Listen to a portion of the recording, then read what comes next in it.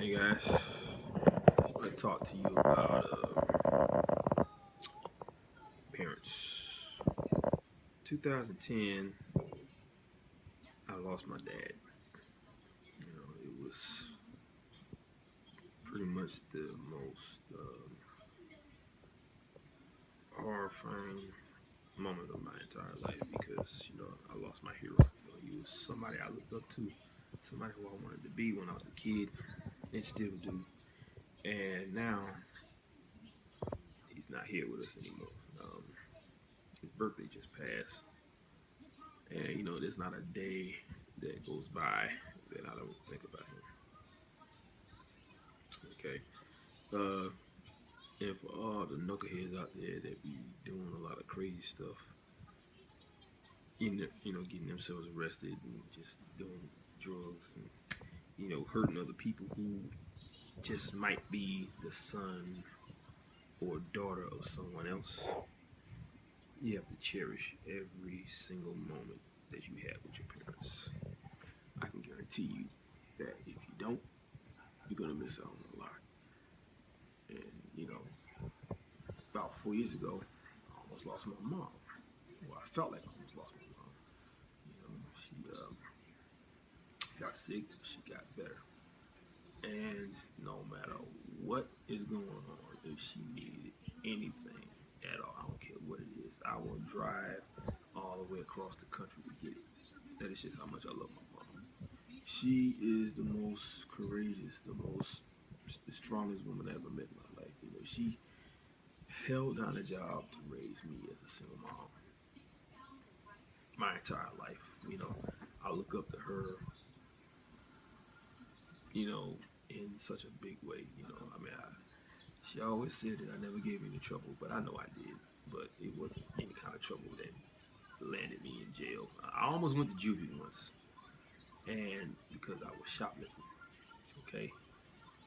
And there's reasons behind why I did it, but I won't get into that. But the point is,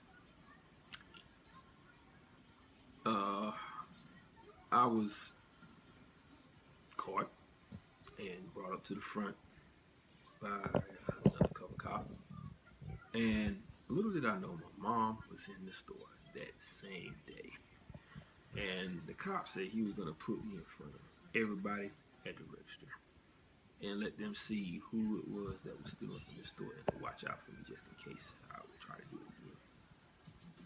I did it for a long time. I thought I had me a little system, you know, where I could steal anything. And it worked for a while. I just didn't know I was under surveillance the whole time. I was young, I was stupid. And let's just say, long story short, I was scared straight. I didn't have to go to no jail to get scared straight. I didn't have to do none of that. I didn't have to go to juvie. Like I said, I was this close. But I was put in the hands of my legal guardian, my mother. She was mad. She put me on punishment for 2 weeks straight. And like I said, that was a crazy time in my life. I was growing up. I was finding myself. I was doing a lot of stupid stuff. I was doing a lot of good stuff too. I was still staying out of trouble, but there were times when, I thought that, you know, what I was doing wasn't that bad. But even though my mom coddled me when I was growing up, and I'm not gonna say I hated her for that, but there was a lot of times when she did stuff that really embarrassed me in front of my friends. It would be the summertime. 17 years old, I'm hanging out with my friends on the stoop in New Jersey, and just hanging out, having fun. It's summertime, 8 o'clock at night. All of a sudden, I hear this, "Come in the house." She call out my name and say, "Come in the house." I'm like, "Oh my gosh, seriously?" I'm the only kid in that whole block that whose mom was yelling out his name in front of everybody, telling me to come in the house. I can hear her all the way down the street. I'm all the way down at the cul-de-sac of my block. I can hear her way down there, and at that point, I knew I had to go home. No matter how embarrassed I got, no matter how many times she did that. She made me come in the house at 8 o'clock in the summer. Okay? For a teenager, that's unheard of. You want to stay out as late as you want and have fun. But I didn't have nowhere to go. We were just hanging out on the block, just chilling, having fun. drinking beer and pissing out in the streets, just teenage stupid stuff, but no matter what happened, no matter what she did to me, as I got older, I started to realize that being a parent, you have to do these things because you don't want your children to get in trouble. You don't want your children to get hurt. You don't want your children to end up in prison, you know. And I thank my mom to this day for what she did to me, for what she did for me. Everything that she did is because she loved me. Now, for the ones that yell and scream at their mom, I mean, I'll admit I've done that too. But I laid my bed on that. I paid my penance for doing stuff like that. But for the ones that still do that, I'm telling you right now, stop it. Because your mother is the only mother you have. Your father is the only father you have. The ones that disrespect their moms and their fathers, you need to wake your butts up. I'm serious. Okay? Here I am, 40 years old. Got my own place, got my own house. And all because of the teachings that I received from my parents. Okay, my dad's not here anymore. My mom still is. So I cherish every single moment. I only had maybe 3 father-son moments with my pops. I love him more than anything in this world. And those times are the most cherishable moments of my entire life. I mean, I can sit here and tell you about every single moment I had with him. Yeah, he was always around.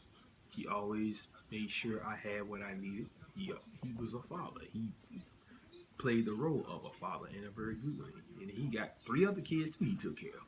He took care of all his kids and loved every last one to the day he passed. You know? And I'm gonna tell you, I was ready to fight anybody who pissed me off that when I found out my dad got sick.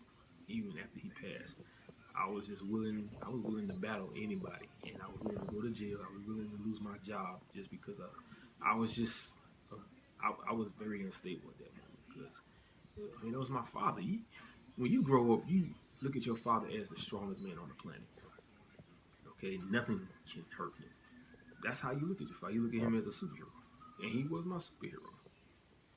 One time they asked me in class when I was growing up, who was your favorite hero? I said my dad, because he was, you know. And then when he passed, it's like he got hit with a busload of kryptonite. He had a heart attack and a stroke. So I was just very blessed to have had a chance to spend time with my dad as much as I did. Even though I was working hard and everything and didn't really have time, or I felt like I didn't have time to go see him, my mom kept telling me every single day, you need to go see your father. Because you never know how much time he got left. And I did. No matter what was going on, I talked to him on the phone all the time. I went to go see him. He lived all the way in another town. It was about an hour away, and I went to go see him every time. We spent a whole weekend together. Me, my dad, and my little brother just sitting around watching TV, talking about girls, sex, all the things that a father and son are supposed to do. And every second of those days, I cherished. So the ones who don't cherish the time with their parents, if I were you, I'd do that because every second counts, no matter what's going on. I'm telling you right now because I miss my dad terribly every single day. But life goes on. That's the one thing I can say about life. No matter what's going on, no matter what the problem is, life is gonna have to go on. You're gonna have to go on. You can't spend the rest of your life moping about what happened to a family member because they wouldn't want you to do that. And I did it, but I got over it.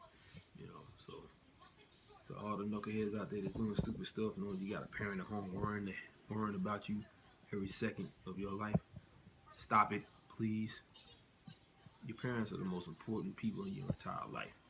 They're your best friends. They ain't gonna tell you nothing wrong. I'm telling you. So this is my message to you. And I hope you hear it. And I hope you listen. And I hope you spend every waking moment with your parents. Alright?